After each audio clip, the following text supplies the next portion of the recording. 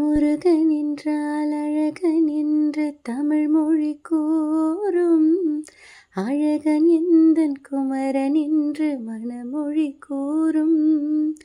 உயிரினங்கள் ஒன்றில் ஒன்று வாழ்த்திடும் போது, உயிரினங்கள் ஒன்றில் ஒன்று வாழ்த்திடும் போது, அதனுள்ளிருந்து வாழ்த்துவது உன் பொருளன்றோ முருகா, உன் பொருளன்றோ முருகா.